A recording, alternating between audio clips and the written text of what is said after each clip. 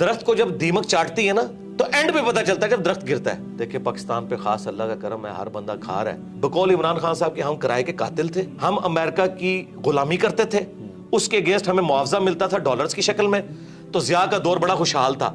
حالانکہ کوئی ترقی نہیں ہوئی اس دور کے اندر. پاکستان میں پاورٹی سرکل سے باہر نکلنے کا واحد ذریعہ اب تعلیم رہ گئی ہے. اس کا جیک لگتا ہے نا, یورپ امریکہ میں چلا جائے اعلیٰ تعلیم کے لیے, وہاں سے ریمیٹنس اس ملک کو بھیجے. اس ملک میں اب عام بچوں کے لیے کوئی نوکریاں نہیں ہیں. یقین کریں پی ایچ ڈی بچے اور بچیاں 30-40 ہزار کی نوکریاں کر رہی ہیں. باقی آپ گورنمنٹ سے, اسٹیبلشمنٹ سے, پولیٹیشین سے کوئی امید نہ رکھیں. اچھا سر, ابھی ذکر کیا چونکہ آپ نے واصف صاحب کا, تو ایک ان کا جملہ ہم سنتے ہیں کہ پاکستان نور ہے اور نور کو زوال نہیں ہے. اب لیکن میں فلسفیکلی آپ سے پوچھنا چاہ رہا ہوں کہ قوموں کا رائز اینڈ فال ہوتا ہے. تو میں تو ایز اے 40 سال میری عمر ہے, میں نے بھی دیکھا ہے, ہم نے تو اس سماج پہ رائز دیکھا نہیں ہے. تو ہمیں تو لگتا ہے اب یہ ڈکلائن ہی ہے, یہ تو واحد قوم ہو گئی جس پہ رائز آیا نہیں اور فال پہلے آ گئی. جی دیکھیں یہ سارے جذباتی جملے ہیں, ہم اس میں بلیو نہیں کرتے. یہ لوگوں کی جذباتی خواہشات ہیں. ہم بچپن سے سن رہے تھے, دیکھیں پاکستان پہ خاص اللہ کا کرم ہے, ہر بندہ کھا رہا ہے اور پاکستان ختم نہیں ہو رہا. چل رہا ہے, حالانکہ ختم ہو رہا تھا میرے بھائی. وہ آخری وقت میں پتا چلتا ہے کہ 4 سٹیج کینسر آیا ہوا ہے. درخت کو جب دیمک چاٹتی ہے نا تو اینڈ پہ پتا چلتا ہے جب درخت گرتا ہے. ہم تو اس وقت بھی کہہ رہے تھے کہ یار ایسا نہیں ہے, اس کو روحانیت کے ساتھ نہ جوڑیں. لیس للانسان الا ما سعی, اللہ نے دنیا کو اسباب کے ساتھ جوڑا ہے. انسان کے لیے وہی ہے جس کی وہ کوشش کرتا ہے. ایسے نہیں ہوگا. آپ اگر سردیوں میں ٹھنڈے فرش کے اوپر ننگے پاؤں پھریں گے تو انشاءاللہ ضرور بیمار ہوں گے. آپ بسم اللہ پڑھ کے ساکٹ میں 2 انگلیاں دیں گے تو انشاءاللہ ضرور موت کا شکار ہوں گے. یہ کون سا آپ نے دین بنایا ہوا ہے کہ جی وہ جی اللہ تعالیٰ کا خاص کرم ہے. اللہ تعالیٰ نے تو, اللہ کا تو کوئی رشتہ دار نہیں ہے. سیدھی سی بات ہے. جب خلافت راشدہ ختم ہو گئی 30 سال کے بعد, ٹھیک ہے, بنو امیہ ختم ہوگی, بنو عباس ختم ہوگی, سلطنت عثمانیہ ختم ہوگی, رومنز, پرشینز, اور سب سے بڑی گریٹ بریٹن جن کی حکومت میں سورج ہی غروب نہیں ہوتا تھا, وہ ختم ہو گیا. تو یہ بات بالکل جذباتی جملے. یہ جو پاکستان چل رہا تھا نا ابھی, وہ چل رہا نہ تو دعاؤں کی وجہ سے چل رہا تھا اور نہ یہ تھا کہ وہ ترقی کر رہا ہے. ہوتا یہ تھا بقول عمران خان صاحب کے ہم کرائے کے قاتل تھے, ہم امریکہ کی غلامی کرتے تھے, اس کے اگینسٹ ہمیں معاوضہ ملتا تھا ڈالرز کی شکل میں, تو ضیاء کا دور بڑا خوشحال تھا. حالانکہ کوئی ترقی نہیں ہوئی اس دور کے اندر. ہمیں باہر سے مل رہا تھا, بلکہ ہمیں یہ بیساکھیاں لگائی گئی ہیں. مشرف کے دور میں کہتے ہیں جی دیکھیں جی 10 سال تک 60 پہ رہا ڈالر. وہ اس لیے نہیں رہا کہ مشرف نے کوئی یہاں فیکٹریاں لگا دی ہیں یا کچھ کنٹریبیوٹ کیا اس نیشن کو. جی ڈالر, آج بھی سرکار ڈالر آ جائیں تو دیکھیں ملک دوبارہ خوشحال ہو جائے گا. لیکن میں یہ کہتا ہوں اللہ نہ کرے کہ اب اس طرح کے ڈالرز آئیں. ہمیں ایک بار اس بستی میں گریں گے پھر اٹھیں گے اگر اٹھنا چاہیں گے, نہیں تو ضروری نہیں ہے.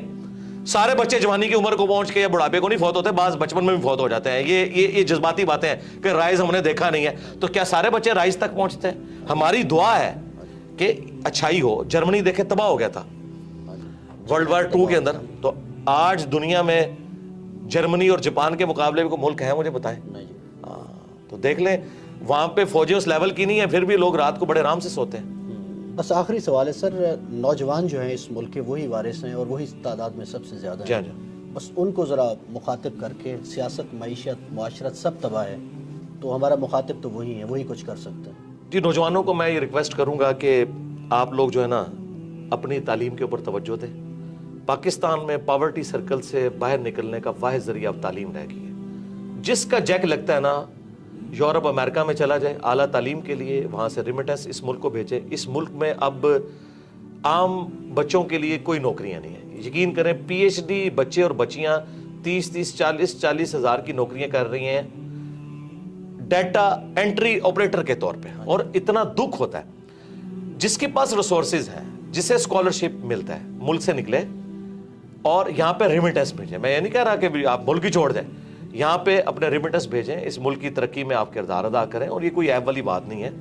اس وقت بھی آلموسٹ 1 کروڑ کے قریب پاکستانی باہر کے ملک میں بیٹھا ہوا ہے. اور اپنی تعلیم کے اوپر توجہ دیں. اور اگر کسی کے والدین کا کوئی کاروبار ہے تو تعلیم کے ساتھ اس کاروبار میں بیٹھنے میں کوئی آر محسوس نہ کریں. یقین کریں کتنے ان پڑھ لوگ ہیں جنہوں نے ہزاروں پڑھے لکھے نوجوانوں کو جابز دی ہوئی ہیں. آپ اپنے سرکمسٹانسز کو دیکھ کے نا جو بیسٹ پرفارم کر سکتے ہیں کریں, محنت سے جی نہ چرائیں. اور آپ جتنی اپنی ایفرٹ پٹ کر سکتے ہیں نا اپنا مستقبل بنانے کے لیے وہ کوشش کریں. باقی آپ گورنمنٹ سے, اسٹیبلشمنٹ سے, پولیٹیشین سے کوئی امید نہ رکھیں.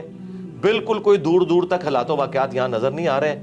جس کا کوئی جیک لگتا ہے بھائی یہاں سے نکلیں اور یہاں آپ पैसा भेजें। मैं निकलना वो वाला नहीं कह रहा जी इनको छोड़ दें सरने के लिए, ये मैं नहीं कह रहा। जिसका कोई मौका है तो मुझे तो अब एक ही सोर्स, या आप ऐसा हुनर हासिल करें कि आप फ्रीलांसर हो और आप इंटरनेट के जरिए पैसे कमा सके, इस तरह का कोई मामला करें। और जिनके पास पैसा है ना यार, वो कंट्रीब्यूट करें नेशन को। यार पैसे वाले लोग कम से कम सोलर अपने घरों पे लगवाएं ताकि गरीब लोगों को वापडा की बिजली सस्ती मिले। आप लोग भी अगर वापडा से लेके खाएंगे जिसमें सब्सिडी होती है शामिल, तो गरीब आदमी तक किस तरह सस्ती बिजली पहुंचेगी। तो जितना को कंट्रीब्यूट कर सकता है वो करे। पैगाम तो बहुत ज्यादा दिया जा सकता है, मेरा इतना ही काफी। बहुत शुक्रिया मिर्जा साहब, जज़ाकल्लाह। यही पैगाम है जी, अपनी दुनिया आप पैदा करें नौजवान। मुझे इजाज़त दीजिए, अल्लाह हाफ़िज़।